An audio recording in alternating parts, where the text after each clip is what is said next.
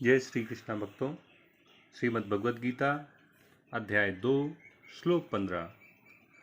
यम हिना व्यथ्यन्ते ते पुरुषं पुरुषऋषभ सम दुःख सुखम धीरम सह अमृतत्वाय कल्पते। अर्जुन से भगवान कृष्ण कहते हैं कि हे पुरुष श्रेष्ठ, हे पुरुषों में श्रेष्ठ अर्जुन, जो पुरुष सुख और दुख में व्यथित नहीं होता है, विचलित नहीं होता है और इन दोनों में समभाव एक जैसा बना रहता है, ऐसा धीर पुरुष मोक्ष के, मुक्ति के, अमृत तत्व के सर्वथा योग्य होता है, अर्थात वो मुक्ति को प्राप्त करता है।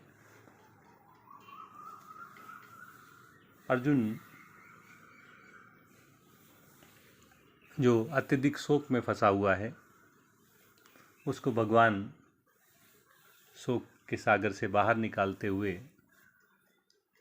इंद्रियों के विषयों, सुखों दुखों, सर्दी गर्मी की परिवर्तनशीलता, इनकी अनित्यता, इनकी विनाशशीलता का उपदेश दे रहे हैं। 14वें श्लोक में भगवान ने अर्जुन से कहा था कि इंद्रियां और इंद्रियों के विषय, सुख दुख, सर्दी गर्मी, अनुकूल प्रतिकूल परिस्थितियां देने वाले हैं, उत्पन्न करने वाले हैं। सुख दुख का आना जाना सर्दी गर्मी की ऋतुओं के समान है, आता जाता रहता है, अनित्य है, परिवर्तनशील है। इसलिए हे कुंती पुत्र, हे भरतवंशी अर्जुन, तुम इनको सहन करना सीखो। अब 15वें श्लोक में भगवान सहन करना क्यों सीखो, सहन करना सीखने से क्या लाभ है, उसका वर्णन करते हुए कहते हैं कि हे पुरुष श्रेष्ठ, हे पुरुषों में श्रेष्ठ अर्जुन, जिन्हें सुख दुख, सर्दी गर्मी, इंद्रियां और इंद्रियों के विषय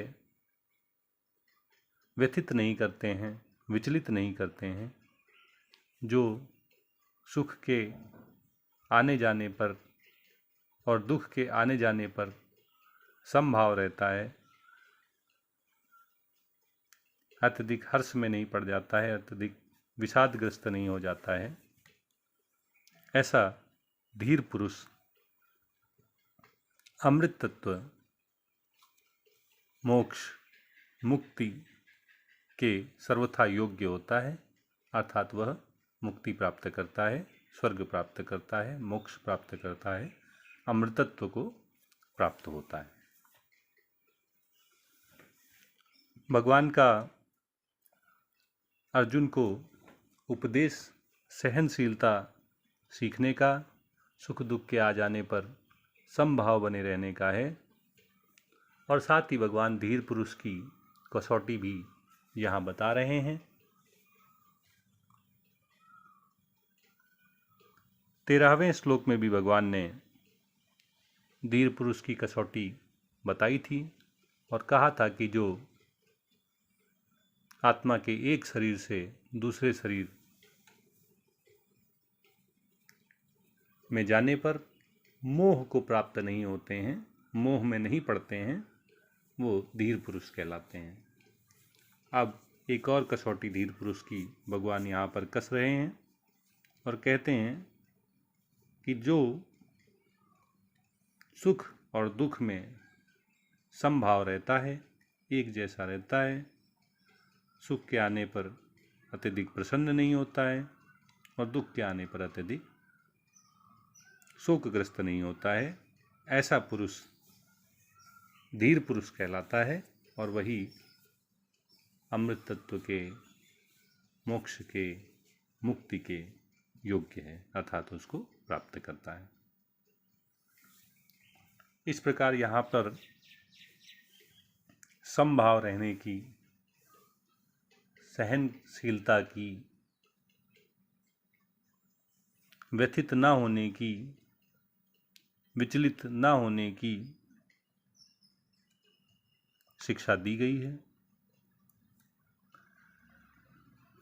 नित्य परिवर्तनशील जगत में कुछ भी स्थिर नहीं है, तो सुख और दुख भी स्थिर नहीं है। ये आते जाते रहते हैं। सुख आए, सुख चला जाए, दुख आए, दुख चला जाए।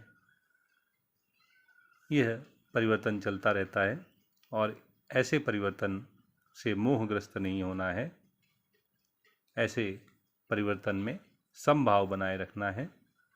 सुख दुख को सहन करना सीखना है। यही उपदेश भगवान कृष्ण अर्जुन को दे रहे हैं।